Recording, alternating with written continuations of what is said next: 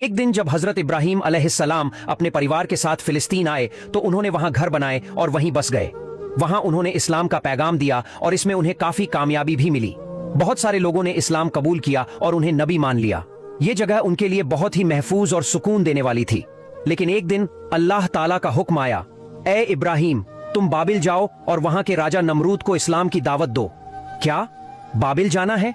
हजरत इब्राहीम ने बिना कोई देर किए अल्लाह का हुक्म मान लिया।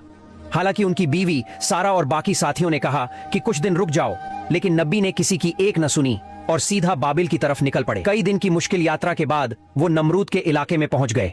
उधर नमरूद, जो पहले से ही खुद को खुदा कहलवाना चाहता था, अब और भी ज्यादा घमंडी हो गया था।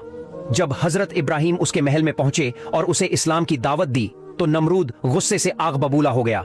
वो जोर से चिल्लाया, इब्राहीम, तुम फिर आ गए? मुझे तंग मत करो।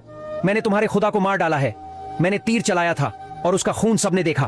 तुम्हारा खुदा अब नहीं रहा और अगर अब भी तुमने मुझे तंग किया तो मैं तुम्हें भी खत्म कर दूंगा। हजरत इब्राहीम ने बहुत नरमी से जवाब दिया, ए नमरूद, जिस दौलत और ताकत पर तुम इतना घमंड कर रहे हो वो सब कुछ उसी अल्लाह का दिया हुआ है। अगर वो चाहे तो सब कुछ एक पल में खत्म कर सकता है। उसके सामने कुछ भी छुपा नहीं है। अगर उसने तुम्हारे खिलाफ फैसला कर लिया तो तुम्हारी ये सारी ताकत और घमंड मिट्टी में मिल जाएगा। फिर उन्होंने कहा, समझ जाओ नमरूद, ये जिंदगी बहुत छोटी है और तुम्हारा आखिरी वक्त अब दूर नहीं है।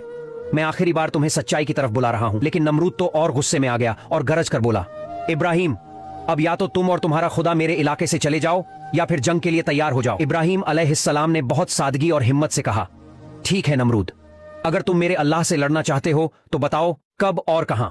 नमरूद बोला, बहुत बढ़िया, जंग के मैदान में सब कुछ तय होगा। फिर नमरूद ने अपने सारे सिपाहियों को हुक्म दिया कि जंग की तैयारी शुरू कर दो। पूरे देश में ऐलान हो गया। औरतें, बच्चे, जवान सभी लोग मैदान की तरफ निकल पड़े।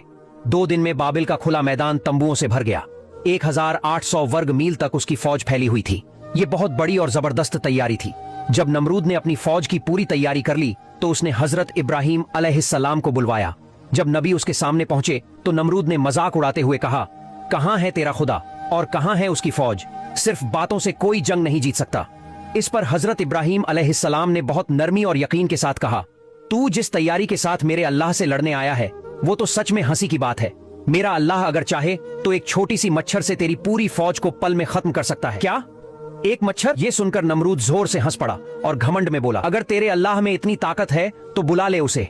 मैंने तो उसे पहले ही मार डाला था और अगर उसके पास कोई सैनिक बचे भी हैं तो वो मेरे सामने टिक ही नहीं पाएंगे। झूठी बातों से मुझे डराने की कोशिश मत कर, वरना तेरे लिए बुरा होगा।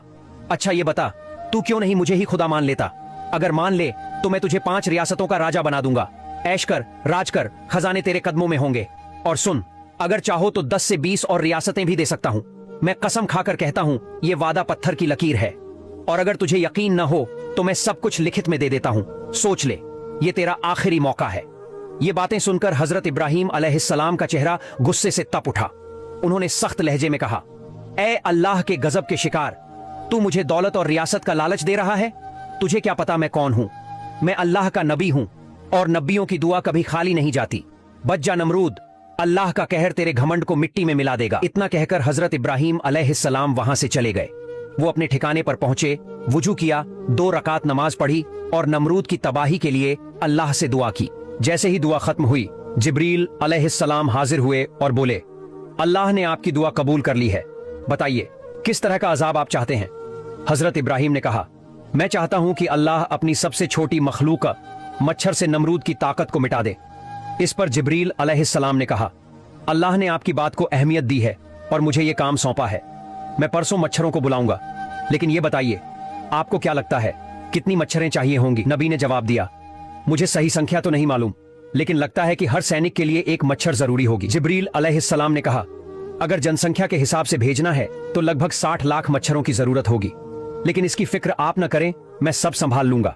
अब आप आराम करें और नमरूद को जाकर बता दें कि परसों मैदान में तैयार रहे। हजरत इब्राहीम अलैहिस्सलाम को तसल्ली मिली और वो लौटे। उन्होंने नमरूद को पैगाम भिजवाया कि वो अपनी पूरी फौज के साथ परसों मैदान में मौजूद हो। नमरूद को जैसे ही ये खबर मिली, उसने अपने वजीर हामान को तुरंत मैदान में भेज दिया। इसके बाद जो युद्ध की तैयारी अधूरी थी उसे भी जल्दी पूरी करने का सख्त हुक्म दे दिया गया।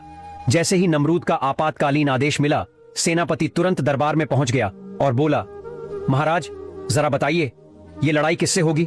और किस तरह से? नमरूद ने गहरी और गंभीर आवाज में कहा, मैं भी पूरी बात नहीं जानता, लेकिन इब्राहिम की बातों से लगता है कि इंसानी फौज से नहीं बल्कि मच्छरों जैसे किसी छोटे जीव से हमला होगा। फिर नमरूद बोला, तो सुनो, परसों सुबह सुबह युद्ध का बिगुल बजाना, ऐसा धमाका करना कि सारा मैदान गूंज उठे। अगर कोई छोटा जीव पास भी आने की कोशिश करे तो डर के मारे ही भाग जाए, और अगर फिर भी आ जाए तो दोनों हाथों से मार मार कर खत्म कर देना। भला मच्छरों में क्या ताकत होती है ये बताने की जरूरत नहीं, मुझे पूरा यकीन है आधे घंटे में सब खत्म कर दोगे और लौट आओगे। सेनापति ने यह सुना और निश्चिंत हो गया, मुस्कुराया और वहां से चला गया। इसी बीच एक दिन बीत गया, फिर आया जंग का दिन। सुबह सुबह नमरूद की फौज ने बिगुल और ढोल नगाड़े बजाकर पूरे मैदान को गूंजा दिया। तभी अचानक सबकी निगाहें आसमान की तरफ गईं। एक काले बादल जैसा कुछ बहुत तेजी से उनकी ओर आ रहा था। थोड़ी ही देर में वो बादल उनके सिर के ऊपर रुक गया। अब सब साफ देख पा रहे थे, वो कोई बादल नहीं था बल्कि मच्छरों का एक बहुत बड़ा झुंड था। उनकी भनभनाहट इतनी तेज थी कि सैनिकों की सारी आवाजें दब गईं। हर मच्छर उड़ता हुआ एक सैनिक के सिर पर बैठा, और जैसे ही उसने अपनी सूंड चमड़ी में डाली वो सैनिक वहीं गिर पड़ा। सिर्फ 10 मिनट में पूरी फौज गिर चुकी थी। मच्छरों ने खून पी लिया, दिमाग चूस लिया और फिर मांस तक खाना शुरू कर दिया। कुछ ही देर में मैदान में सिर्फ हड्डियां, बाल और नाखून बचे थे। हर मच्छर इतना खा चुका था कि वो मुर्गी जितना बड़ा दिखने लगा। नमरूद दूर से ये सब देख रहा था। डर के मारे भागकर बाबिल के महल में छिप गया। वो अकेला बैठा सोचने लगा, ये क्या हुआ? इतने छोटे जीवों ने मेरी पूरी फौज को मिटा दिया। तभी एक छोटी सी लंगड़ी मच्छर उड़ती हुई आई और उसके घुटने पर बैठ गई। नमरूद उसे घूरने लगा और सोचने लगा, क्या यही है जिसने सब खत्म कर दिया? जैसे ही उसने मच्छर को मारने के लिए हाथ बढ़ाया, मच्छर उसकी नाक में घुस गई, सीधा उसके दिमाग में, और फिर शुरू हुआ ऐसा दर्द जो बर्दाश्त के बाहर था। नमरूद पागलों की तरह अपने सिर पर घूंसे मारने लगा। तभी थोड़ा सुकून मिलता, जब रुकता तो दर्द फिर लौट आता। उसने लकड़ी के छोटे छोटे हथौड़े बनवाए ताकि खुद को मार सके। एक दिन और एक रात यूं ही बीत गई। फिर उसने एक नौकर रख लिया जो उसके सिर पर लगातार चोट करता रहे, तभी आराम मिलता। इसी बीच अल्लाह ने जिब्रील अलैहिस्सलाम को भेजा। उन्होंने हजरत इब्राहिम अलैहिस्सलाम से कहा कि अब नमरूद को दोबारा सच्चाई का रास्ता दिखाओ।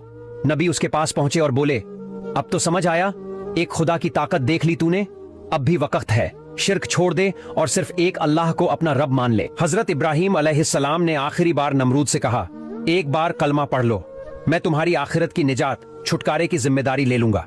लेकिन नमरूद ने घमंड से कहा, तुम कोई आम इंसान नहीं लगते, जरूर कोई बड़ा जादूगर हो। मैं तुम्हारे इस जादू के आगे झुकने वाला नहीं हूं।